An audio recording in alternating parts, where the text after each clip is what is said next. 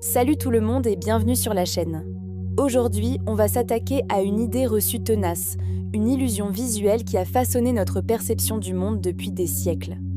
Vous pensez connaître la taille réelle des continents? Vous risquez d'être très surpris. On va parler de l'Afrique et de sa représentation sur les cartes du monde. La plupart d'entre nous ont grandi avec une image bien précise du globe terrestre, celle de la projection de Mercator. Vous savez, cette carte rectangulaire qu'on voit partout, dans les salles de classe, dans les atlas, sur Internet. Elle est pratique pour la navigation, c'est vrai. Mais elle a un défaut majeur. Elle déforme massivement la taille des terres à mesure qu'on s'éloigne de l'équateur. Le résultat? Des pays comme le Groenland ou la Russie paraissent gigantesques, tandis que l'Afrique, qui est pourtant traversée par l'équateur, semble beaucoup plus petite qu'elle ne l'est en réalité. C'est un biais visuel énorme. Pour vous donner une idée, sur une carte de Mercator, le Groenland semble presque aussi grand que l'Afrique. En réalité, l'Afrique est 14 fois plus grande que le Groenland. 14 fois! C'est absolument colossal comme différence. Ce n'est pas une opinion, c'est un fait scientifique, une conséquence mathématique de la tentative de représenter une sphère sur une surface plane. Cette distorsion n'est pas anodine. Elle a des conséquences sur notre perception géopolitique et culturelle du monde. En réduisant visuellement la taille de l'Afrique, on minimise inconsciemment son importance, sa diversité et sa complexité. Prenons des chiffres concrets pour bien comprendre l'ampleur du continent africain. La superficie de l'Afrique est d'environ 30,37 millions de kilomètres carrés. C'est immense, tellement immense qu'on pourrait y faire rentrer les États-Unis, la Chine, l'Inde, le Japon et la quasi-totalité de l'Europe, et il resterait encore de la place. Imaginez un peu. Tous ces pays et régions, réunis, tiendraient à l'intérieur de l'Afrique. Quand on regarde une carte de Mercator, cette réalité est complètement occultée. La Chine a l'air énorme, les États-Unis aussi. Mais l'Afrique?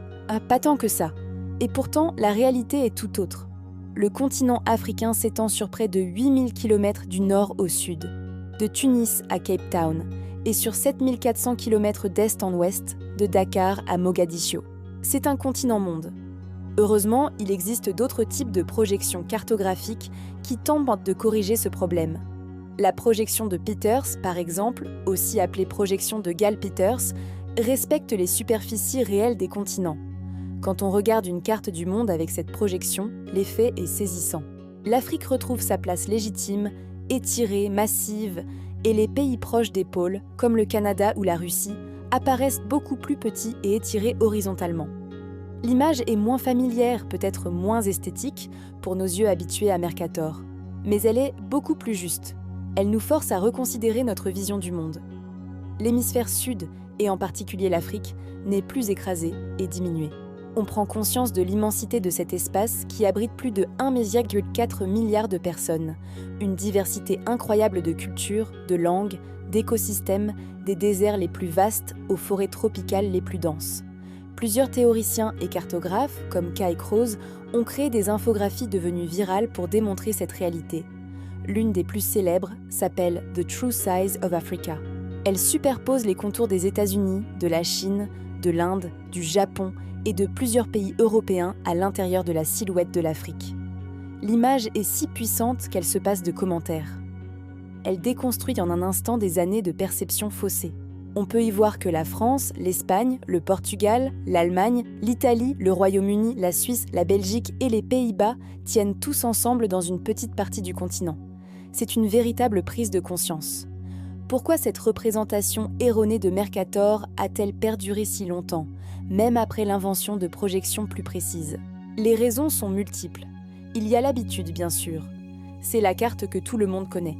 Mais certains y voient aussi un héritage de l'époque coloniale, une vision eurocentrée du monde où les puissances du Nord étaient littéralement agrandies sur la carte, leur donnant une importance visuelle disproportionnée par rapport aux pays du Sud. En gonflant la taille de l'Europe et de l'Amérique du Nord, la carte de Mercator a involontairement renforcé une hiérarchie visuelle du monde. Cette discussion n'est pas juste une question de géographie pour puristes, c'est une question de représentation et de justice. Redonner à l'Afrique sa taille réelle sur les cartes, c'est un premier pas pour reconnaître sa place centrale dans l'histoire et dans le monde contemporain. C'est un continent incroyablement riche et dynamique, plein de potentiel et d'innovation, et il est temps que notre représentation mentale du monde rattrape la réalité. Le Sahara, à lui seul, est aussi grand que les États-Unis. La République démocratique du Congo est aussi vaste que l'Europe de l'Ouest. Le Soudan était, avant sa partition, le plus grand pays d'Afrique, plus grand que le Mexique. Ce sont des échelles que notre cerveau a du mal à intégrer à cause de ces cartes trompeuses. La prochaine fois que vous regarderez une carte du monde, ayez l'esprit critique. Demandez-vous quelle projection est utilisée. Cherchez des alternatives comme la projection de Peters ou utilisez des outils en ligne comme The True Size, qui vous permettent de comparer la taille réelle des pays en les déplaçant sur la carte. C'est un exercice fascinant et très révélateur. En changeant notre façon de voir le monde, littéralement, on peut aussi changer notre façon de le penser. Reconnaître l'immensité de l'Afrique, c'est aussi s'ouvrir à l'immensité de ses réalités, bien loin des clichés réducteurs. C'est un continent d'avenir, un acteur majeur du XXIe siècle, et il mérite d'être vu pour ce qu'il est, un géant. Voilà, j'espère que cette vidéo vous a éclairé et vous a fait voir le monde un peu différemment. C'est fou de se dire qu'une chose aussi simple qu'une carte peut avoir un tel impact sur notre perception. Merci beaucoup d'avoir regardé jusqu'au bout. Si ce genre de sujet vous intéresse, si vous aimez déconstruire les idées reçues et voir le monde sous un autre angle, n'hésitez pas à vous abonner à la chaîne pour ne rien manquer des prochaines vidéos.